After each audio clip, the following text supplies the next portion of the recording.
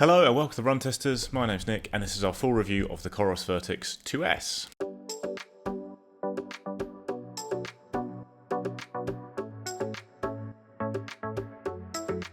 So the Vertix 2S is the new top watch in Coros's range. It is a modest upgrade on the Coros Vertix 2 though, with Coros mainly refining the accuracy of the GPS and adding a new heart rate sensor, but most leaving the key features on the watch unchanged, and the price is also unchanged. It's £599 or $699. So there are two key updates to the watch compared to the Vertix 2. One is that they've redesigned the GPS antennae to deliver more accuracy. You have multi-band GPS on this watch as you did with the Coros Vertix 2, but the new design should hopefully make it a little bit more accurate, and you've got an all new heart rate sensor on the Coros Vertix 2S as well, again with the aim of improving accuracy. The addition of this new heart rate sensor just slightly lowers the battery life on the watch though compared to the Coros Vertix 2, but it's still certainly a very long lasting watch, hitting up to 46 days in watch mode or 36 days if you're using the sleep tracking, 118 hours of GPS and 43 hours of dual band GPS, so all very big numbers, which is what you expect from Coros and the Vertix line in particular. The watch comes in three colours. This is the black one, there's a grey version and a blue version. It's a little bit thicker than the Coros Vertix 2S, but not in a way that's really noticeable. It's just partly down to that new heart rate sensor. The watch is 50mm in size and you've got a titanium bezel and back to the case with plastic in between. You've got a sapphire glass screen and it weighs 61 grams for the watch itself, and it comes with both nylon and silicone bands which are 26mm. It's easy to swap them in and out. The nylon band is the one I've gone for in general. It's a little bit lighter. You've got the sapphire glass screen. It's a 1.4 inch transflective memory and pixel touch screen. You have three buttons on the watch with the central one being a digital dial. It is 1080M waterproof rated. You've obviously got the dual band GPS in there as I mentioned, along with a compass and an altimeter, and if you want to connect external sensors you can do so via Bluetooth but not ANT+.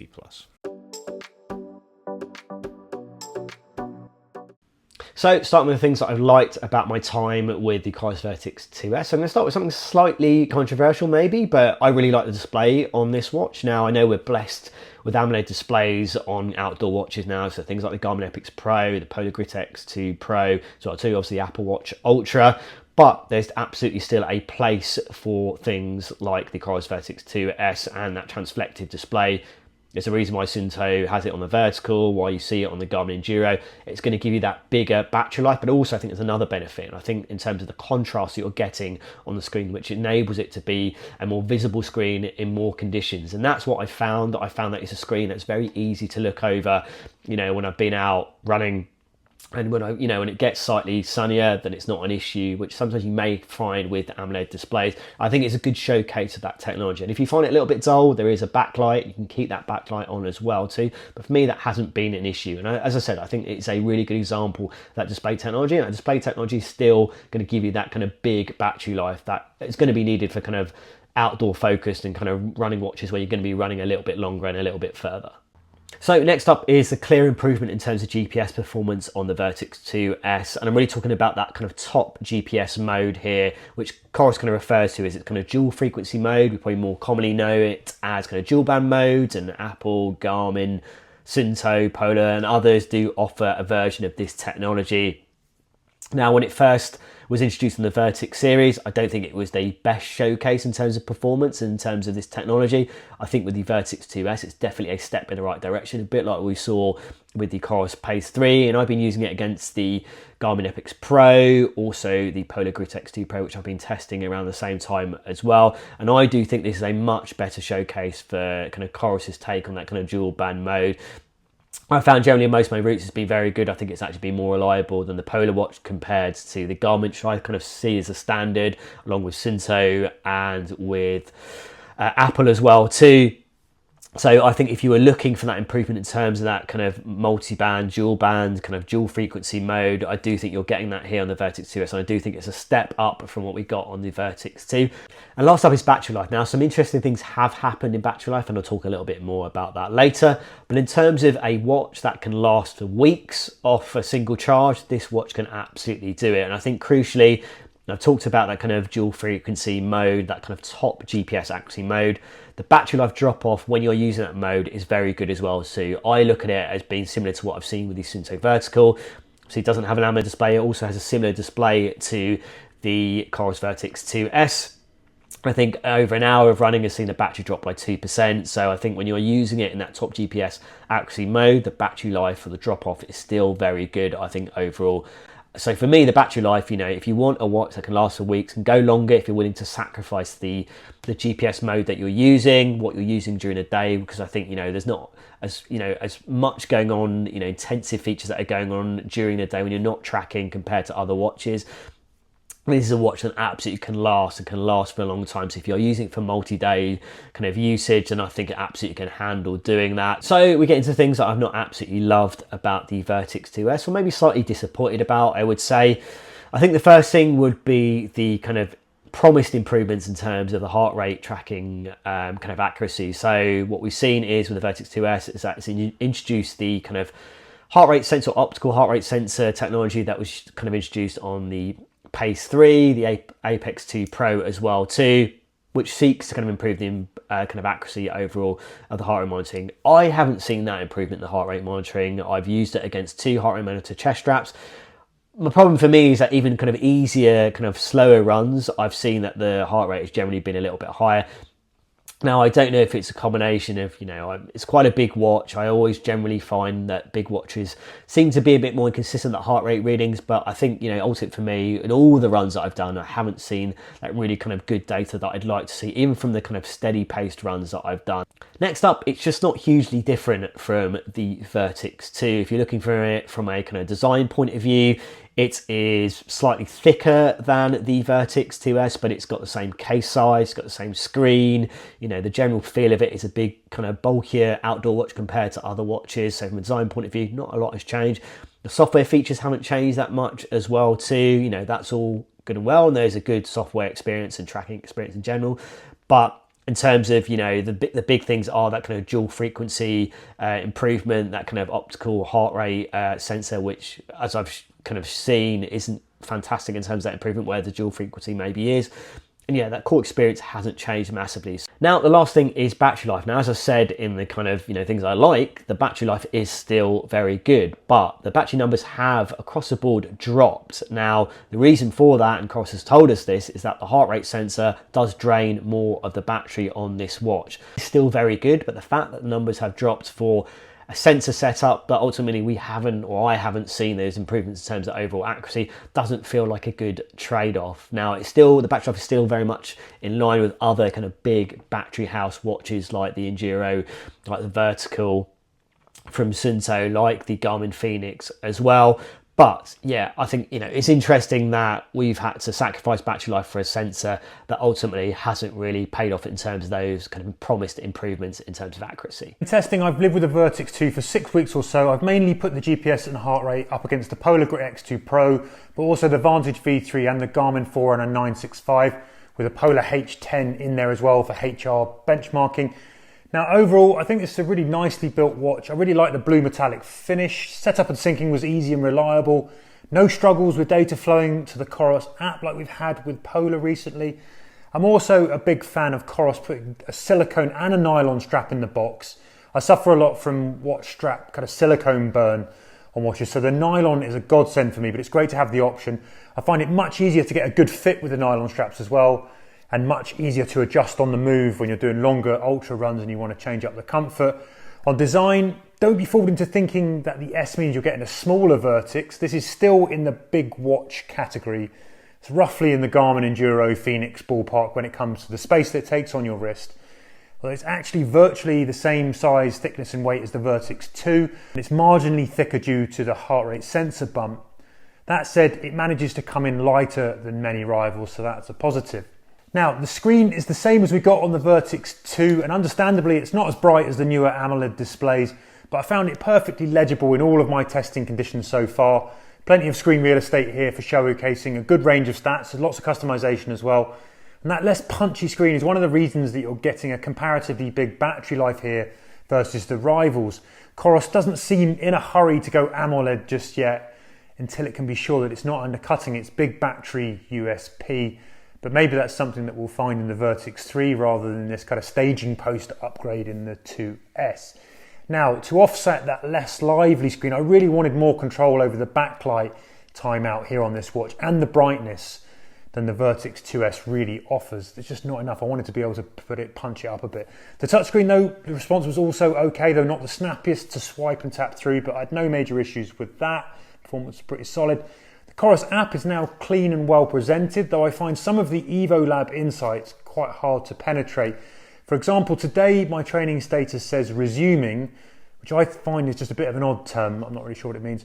But also the increased training load is improving your fitness, but my intensity trend is -31. And another chart says that my load impact is decreasing, as is my base fitness. So two measures show decreased training load, while that main headline says increased training load is having a positive effect. Now, maybe I'm lacking smarts here, but I find interpreting that data a little hard. At the very least, I'm not really sure how useful I find it in the grand scheme of my training. Now, another thing, I think it's a real shame there's no flashlight here. And though there's offline music, it is a real faff getting tracks onto your watch. And the lack of Spotify support for a watch at this price level is starting to look like a big gap compared to the rivals. So on to some of the nitty gritty then. And when it comes to heart rate, in my test, the new optical sensor here has been a little bit of a mixed bag. It performs okay at times, but not without some struggles. First up, the heart rate acquisition before starting a run I find can be slow, often slower than the GPS link up, which is strange. And I find myself waiting for HR to start my run. It's not something I've found with Garmin or Polar watches. It's not a huge deal, but it is notable. Now, on slower steady runs, I found the heart rate accuracy pretty reliable, matching the chest strap closely for large parts of the run. Here's a 30-mile Solo Ultra where I put it up against the H10 and the Vertix 2 optical, and it largely matches the H10 beat for beat, while you can see that the Vertix 2 struggles. During another 1 mile easy effort, the Vertix 2S optical was all over the shop though compared to the H10, with periods of much higher BPM and failure to catch the drops as well. On another 90-minute run, the Coros Vertix 2S performance was sound right up until the end, where it went haywire on an easy section where you'd actually expect it to be okay. So while I'd say the new sensor is a step on from the Vertix 2, it's certainly not perfect. And for reliable data, you guessed it, get yourself a chest strap. Then when it comes to GPS, I've done a bunch of tests, some in standard GPS mode and in highest accuracy dual frequency mode up against the Polar Grit X2 Pro and the Garmin Forerunner 965 in dual frequency mode. On the overall distances, the Vertix 2S has tended to read marginally longer than the Garmin, but with 10% margin for error against both those watches, in fact. And when you dig into the tracks on standard GPS mode, it's a bit of a mixed bag. It didn't do brilliantly at sticking me to the roads in towns, but performed better in the open country. In dual frequency mode, it was a much better story. Here's a 6-hour Solo Ultra that I ran in the New Forest. On the whole, the Vertix 2S nails the route with occasional meanders. Total distance came up at 29.91 miles against the Polar Vantage V3 at 30.01 miles, so pretty close there. On another Solo Ultra around London up against the Forerunner 965 and the Vertix 2, it also did well, handling the sections like this underpass much better than the Forerunner 965 and the Vertix 2. Then on battery life, the overall numbers have dropped quite significantly from the Vertix 2, but the Vertix 2S still has an impressive staying power. It's better on paper at least than all the main rivals like the Fenix 7, the Enduro 2, the Grit X2 Pro and the Suunto Vertical, and in testing it's been pretty good. Here's some of the headline stats from my tests. The average overnight burn has been around 1%, that's a big thumbs up. In dual frequency mode, a 1 hour run burned 2%, a 2 hour run in standard GPS mode burned just 1%, a 3 hour run in standard GPS mode burned just 2%, 5 hour run in dual frequency burned 8%, and overall I got 29 hours of running on a single charge. That is a very strong performance on battery life, and that is one of the main selling points of this watch. So I've tested the Coros Vertix 2S for the last month and a half or so, during which time I've tested it against a few watches, including the Garmin Epix Pro and a long test against the Garmin Enduro 2 to have a look at the battery life of both of those watches, as well as the cheaper Coros Pace 3 from within the Coros range. My main like when it comes to the watch is certainly the battery life. As I mentioned in the design section, you're getting a smidge less than with the Coros Vertix 2 on paper, but it's still the most long-lasting watch out there, the Coros Vertix in general, and that was really borne out when I put it up against the Garmin Enduro 2, which is also a very long-lasting watch. So I did the full battery test on those watches, wearing them both from 100% down to 0. The Garmin Enduro 2 was out of juice after 16 days, and the Coros Vertix 2S lasted to 22 days. So in that time, I was running pretty much every day using the multiband mode. I changed the heart rate setting on the watch to take real-time readings throughout the day. So as default, it will take a heart rate reading every 10 minutes, which is not what Garmin does. Garmin does it in real time. So I changed it to real time, which hits the battery life a little bit harder, but made it more comparable to the Garmin. And I wore the Coros Vertix 2S for sleep tracking and had notifications coming into the watch watch. So it was pretty heavy use, and I got 22 days, during which time I did 24 hours of activity, with 20 hours of that being GPS activity with the multiband mode enabled, like I say. So it's certainly very good battery life. If you're a runner, you're going to get 3, maybe even 4 weeks of use out of it. And even if you're a very hard-working triathlete doing lots of long cycles, you are looking at a couple of weeks of use probably. Like on a busy day with the watch, it probably drained around 6%. So that's certainly the main reason to look at the Coros Vertix 2S, I would say, or the Coros Vertix 2, which is also very long-lasting. But there is a big upgrade with the new watch, which is the GPS accuracy. So the Coros Vertix 2 was the first dual-band watch I tested, and it was pretty good. Like, it was exciting to use dual-band GPS for the first time, but when I started using Garmin's GPS models and Suunto's GPS models, I really saw a big step up in accuracy on what the Coros Vertix 2 was doing. And I think Coros had a bit of a problem with its multiband setup at first, because the Apex 2 and Apex 2 Pro were also not that great for me in multiband mode, but the Coros Pace 3 and now the Coros Vertix 2S are very accurate multiband GPS watches. Throughout the time I was testing it against the Garmin Enduro 2 and the Garmin Epix Pro, I saw very little kind of difference in the GPS tracks and the pacing on the two watches. So I'd say you are now getting very good GPS accuracy with the Vertix 2S, and it is probably the main reason I'd look at upgrading potentially over the Vertix 2. That's still a pretty accurate watch, but this is a step up. And then my last light will be that I just simply enjoy using the Coros user interface these days. It's a user interface I find quite intuitive and easy to use for my sports tracking in particular. I like the structured workout builder in the app. I like the one on the watch itself for easy intervals. You can create routes in the app as well and send them to the watch to follow. So all around it makes for quite an easygoing and, like I say, intuitive experience for me. That might not be the case for everyone, but I do think the sports tracking and training analysis on the watch just fits with the kind of athlete I am, and I enjoy using them. It's quite a simple, stripped back kind of approach to it. All the key details are there, and you can use the watch to both track and guide your training a little bit without too many complications. If you're looking for a simple but effective sports watch, I think Coros has nailed the essentials really well here with the Coros Vertix 2S. Dislikes for me probably start with the new heart rate sensor on the watch, which just doesn't seem a big upgrade in accuracy. Like throughout my testing, the Vertix 2S would read wrong quite often. If I wasn't wearing a paired heart rate sensor, it would go too high, lock onto my cadence, stuff like that, which then skews the training analysis on the watch and makes it hard to judge your run if you are using heart rate for that. So I'd say for probably the last month of my testing, I was using it paired with a armband or a chest strap just to get more accurate data going into the training analysis. I think it probably is slightly more accurate than the one on the Coros Vertix 2, but it's not enough of a leap in accuracy that you can get rid of external sensors to really get accurate heart rate data. So it wouldn't be a reason that I'd be looking at upgrading this watch from the Coros Vertix 2. And I think if you get this watch and you do use heart rate a lot, I would probably say you need to pair an external sensor to get accurate results. Next dislike for me is probably the design. Like, it's not a bad looking watch, I just think it's less good looking than the other watches in its category. I think the Garmin Enduro and Fenix or Epix even have just a nicer case design and are a bit thinner and more comfortable to wear on the wrist. The same goes for the Polar Grit X2 Pro, which is a really nice design all round with that bright AMOLED screen. They say the screen on the Vertix 2S is a little bit dull, which probably helps with battery life, but it's just not the clearest to read. So it is fine. Certainly when you're outside, it's very easy to see your stats at a glance, but for most of the time indoors, I'm using the backlight quite a lot, and it's, again, not a bad screen, just a little bit less bright and engaging than the ones you get on rival watches in its category. The music feature, I think, is still a little bit of a miss. You still have to drag and drop files across to the watch, which means it can't really link up with streaming services. Like, it's not a key feature for me at all, music. I don't tend to use it a lot on any of the watches I have, but if that is a big feature you want to have on your watch, you're certainly getting a better experience with Garmin's that can link up to Spotify, Amazon Music and Deezer. So my verdict on the Coros Vertix 2S is that it's not hugely changed from a kind of tracking experience or software experience, what you're getting in terms of design of this watch. I think for me it really boils down to, if you love the Vertix 2, you like the idea of having better GPS performance, that's ultimately the biggest gain for me here, because as we've talked about, the battery life has dropped. The battery life is still good, but it has dropped. So if that's something they may be looking at, maybe you want even more battery life on the Vertix 2 on the Vertix 2S, that's not what you're getting here. So as an upgrade from the Vertix 2, it's really about that GPS performance. When you look at it against other watches, you look at how much it costs, it's up against things. And I'm kind of keeping it in mind of things like the Fenix, the Suunto Vertical, those watches that have the kind of transfected displays, offer those big kind of battery life numbers in general and don't have those AMOLED displays. Is it a better option for me compared to those other watches?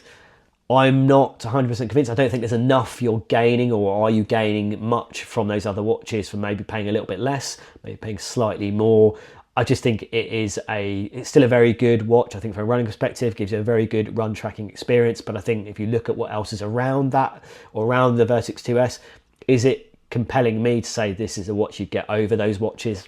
I'm not quite convinced, It's a bit of a different story when you look at the Coros Pacer against the watches that it sits against, whereas I think when you go up in the ranges of the Coros watches from a running perspective, and very much keeping it in a running perspective, the Coros Vertix 2S I don't think does enough for me to kind of warrant going over those other watches. It's going to give you a good running experience, but ultimately is it going to give you a better experience from what you're getting from other watches around? The price or maybe slightly less. Ultimately, I don't think you are going to get that. Verdict on the Coros Vertix 2S is that this is a small but significant upgrade on the Coros Vertix 2 if you're very into GPS accuracy, which I am. I think Coros needed their top watch to have better GPS accuracy, to put it up against the likes of Garmin, Polar and Suunto, and even the Apple Watch Ultra, because those watches are all offering very good dual band accuracy, and the Coros Vertix 2 I just don't think was. It was still a pretty accurate watch, but it wasn't at the level of rival brands. The Coros Vertix 2S is, so they kind of tick that box now, but I wouldn't necessarily say it's a big reason to go out and upgrade from the Coros Vertix 2 or buy this watch over the Coros Vertix 2 unless you're really into GPS accuracy like I am. You are also getting the new heart rate sensor, but for me that was a bit of a miss. I wouldn't necessarily say you should upgrade for that reason either, because the accuracy of that sensor was still wanting for me in lots of situations, and I would still be pairing an external strap. Comparing it to the market at large, the key feature with the Coros Vertix 2S is its battery life, and then combined with the very durable and hardcore design you have here at a lower price than you generally tend to get these materials from other brands, especially Garmin. If you want to get a titanium watch with a sapphire screen from Garmin, it's usually quite expensive. Within the Epix and Fenix ranges, you pay a bit more for those materials. So even though this is the same price as the kind of base models of the Fenix, like, you aren't going to get titanium and sapphire with those models. That said, the Garmin watches are often in a sale, and those top Garmins just have a lot more features than the Coros Vertix 2S. They've got better navigation features, the music features are better, you've got a lot more extensive training analysis and stuff like that on the watch. They're a lot smarter as well in terms of the watch faces and the information you can display on them, and they have pretty good battery life as well, especially the Enduro 2 or Fenix 7, 7X, even if it can't quite match what you get here from the Coros. So I think it's hard for any brand at the moment to really compete in this top bracket of watch against Garmin, because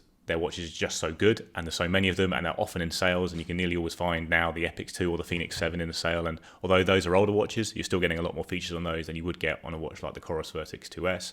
However, this is still a very good watch. It will certainly be a great sports tracker if you pick it up, but it's still hard to pick it out over a Garmin unless you really want that ultimate in battery life, in which case the Coros Vertix 2S or Coros Vertix 2 are the market leaders of those I've tested in terms of battery life length. Another alternative is the Suunto Vertical, which also has really long battery life, has very good dual band GPS accuracy, it has maps on board, it's got a pretty attractive design and a very hardy design as like the Coros Vertix 2S. I prefer the Coros user experience and user interface than Suunto, so that'll probably be a matter of taste. And overall, I'd probably lean towards getting the Coros myself, because I do like the user experience on the Coros, and it's a bit cheaper than the Vertical if you're looking at the equivalent materials. So yeah, it's pretty close between those two watches, but I slightly prefer the Coros watch myself. But like I say, in this top watch category, I still think going for a Garmin is probably the best way to go, especially if you can scoop up a deal on the Fenix 7 or Epix 2 if you prefer an AMOLED screen. Verdict then, well, the Coros Vertix 2S is a well-built watch that gives you Fenix-esque rugged adventure build, but it comes in lighter than the closest matched Garmin.